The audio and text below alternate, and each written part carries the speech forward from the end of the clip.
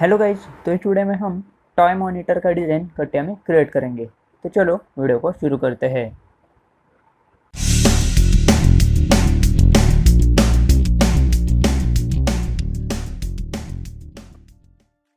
तो यहाँ पे मैं जाता हूँ स्टार्ट, शेप और उसमें जनरेटिव शेप डिज़ाइन। तो यहाँ पे ये पार्ट क्रिएट करने के लिए आप यहाँ पे देख सकते हो, मैं सबसे पहले साइड व्यू का ये वाला स्केच यहाँ पे क्रिएट करूँगा, जो मैं यहाँ पे हाईलाइट कर रहा हूँ। तो ये प्लेन सिलेक्ट करता हूँ और यहाँ पे उसका स्केच ड्रॉ करता हूँ।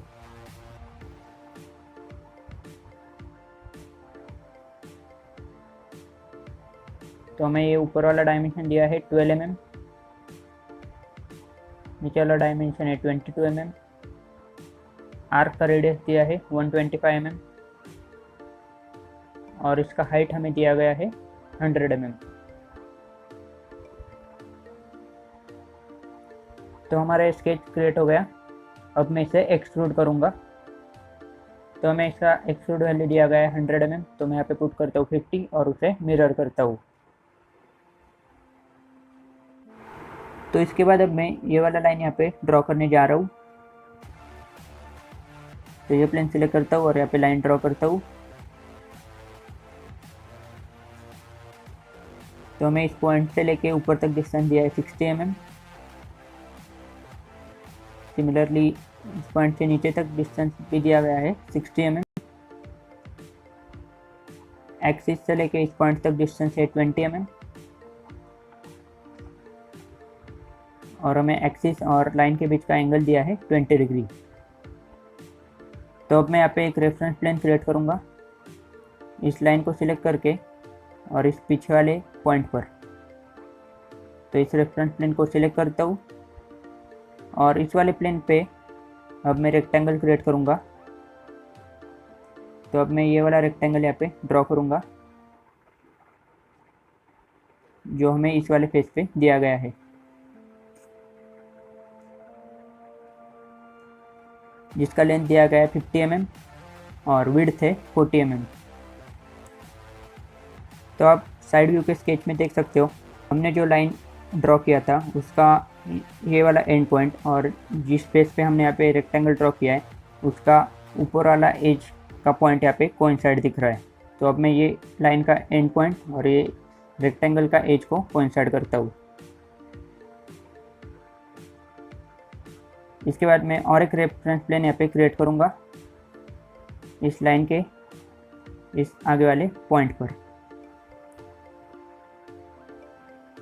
तो प्लेन को सिलेक्ट करके यहाँ पे भी मैं रेक्टेंगल ड्रॉ करूँगा। तो इस वाले प्लेन पर अब मैं ये वाला रेक्टेंगल ड्रॉ करूँगा, जो मैंने यहाँ पे शो किया है।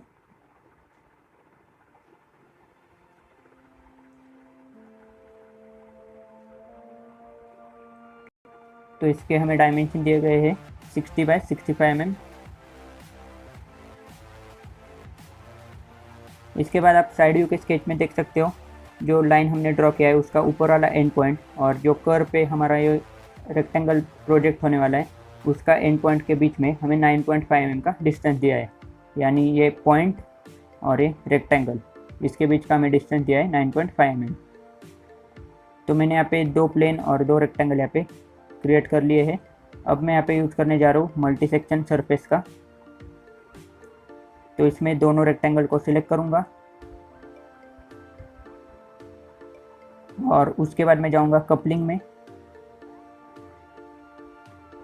जहाँ पे सेक्शन कपलिंग में ड्रॉप डाउन लिस्ट में वर्टिसेस को सिलेक्ट करूँगा और इसे ओके करूँगा और ये हमारा पीछे का सरफेस क्रिएट हो गया। तो इसके बाद अब मैं टॉप सरफेस सिलेक्ट करता हूँ और आप स्केच के टॉप व्यू में देख सकते हो, हमें यहाँ पे R50 mm का आर्क क्रिएट करना है। तो मैं यहाँ पे स्केच ड्रॉ करता हूँ। आर्क का रेडियस दिया है 50 mm और इस लाइन का लेंथ दिया है 5 mm। आर्क के सेंटर पॉइंट को मैं एक्सिस के साथ कोइंसाइड करता हूँ और इस आर्क को थोड़ा एक्सटेंड करता हूँ। तो अब मैं इस आर्क को एक्सट्रूड करूँगा, फर्स्ट लिमिट 100 और सेकंड लिमिट 0। तो ये हमारा एक्सट्रूडर सरफेस क्रिएट हो गया। ऐसा ही सरफेस हमें दूसरे साइड में चाहिए, तो मैं इसे सीमेंटर प्रोवाइड करूँगा।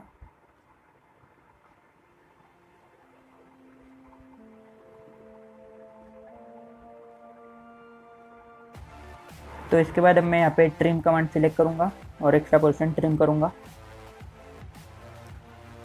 तो सबसे पहले मैं यहाँ पे अभी जो हमने सरफेस एक्सट्रूड किया है उसे सिलेक्ट करूँगा और दूसरे सरफेस में मैं बेस फीचर यानी जो हमने पहले फीचर क्रिएट किया है उसे सिलेक्ट करूँगा। तो यहाँ पे आप देख सकते हो यहाँ पे एक्स्ट्रा पोर्शन ट्रिम हो रहा है, लेकिन हमें ये आगे वाला पोर्शन चाहिए, पीछे वाला पोर्शन ट्रिम करना है। तो मैं यहाँ पे अदर साइड पे क्लिक करता हूँ और पीछे का पोर्शन यहाँ पे ट्रिम हो गया। सिमिलरली दूसरे साइड में ट्रिम कमांड, एक्सट्रूडेड सरफेस, उसके बाद बेस फीचर, और यहाँ पे आप देख सकते हो ऑटोमेटिकली पीछे का सरफेस ट्रिम हो रहा है और इसे ओके करूँगा। इसके बाद हमें अंदर का भी सरफेस ट्रिम करना है, तो ये सरफेस सिलेक्ट करता हूँ, इसे ट्रिम करना है बेस फीचर के साथ। तो आप यहाँ पे देख सकते हो हमें यहाँ पे पीछे का पोर्शन चाहिए, तो इसलिए मैं इसे अदर साइड करता हूँ और ये अंदर का पोर्शन ट्रिम हो गया।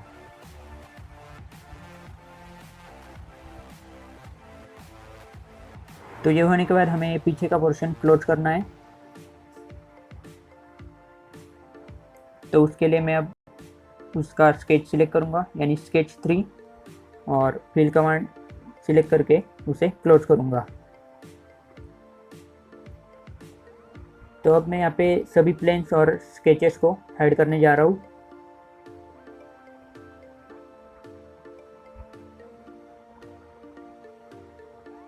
और अब मैं यहाँ पे ज्वाइन कमांड की मदद से इसे सिंगल सरफेस में कन्वर्ट करूँगा। तो कमांड को सिलेक्ट करता हूँ और ट्रिम 3 और अभी जो हमने फिल किया है उसे सिलेक्ट करता हूँ। तो आप यहाँ पे देख सकते हो ज्वाइन 1 नाम का पूरा एक सिंगल सरफेस यहाँ पे क्रिएट हो चुका है। तो इसके बाद हमें इस पूरे सरफेस को सॉलिड पार्ट में कन्वर्ट करना है। तो इसके लिए मैं अब जाता हूँ स्टार्ट में, मैकेनिकल डिज़ाइन और उसमें पार्ट डिज़ाइन। तो यहाँ पे जाता हूँ इंसर्ट, सरफेस बेस फीचर और उसमें क्लोज सरफेस, और क्लोज सरफेस में सिलेक्ट करूँगा ज्वाइन 1। और इसके बाद यहाँ पे ज्वाइन 1 को हाइड करूँगा।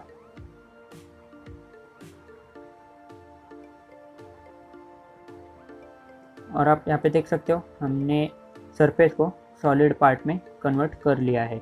तो इसके बाद हमें इस पार्ट को शेल करना है। तो शेल कमांड सिलेक्ट करता हूँ, इस फेस को सिलेक्ट करता हूँ और यहाँ पे हमें इनसाइड थिकनेस दिया है 1 mm और ये हमारा शेल क्रिएट हो गया। तो इसके बाद हमें ये रेक्टेंगुलर होल क्रिएट करना है। तो ये फेस सिलेक्ट करता हूँ और नॉर्मली जाके यहाँ पे उसका स्केच ड्रॉ करता हूँ। 20 बाय 10 mm और साइड से डिस्टेंस दिए गए हैं 5 mm।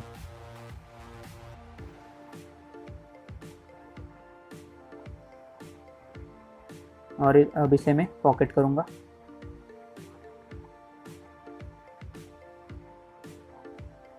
तो सबसे लास्ट में हमें इस पूरे पार्ट को एज फिलेट प्रोवाइड करना है। तो मैं यहाँ पे एज फिलेट प्रोवाइड करने जा रहा हूँ।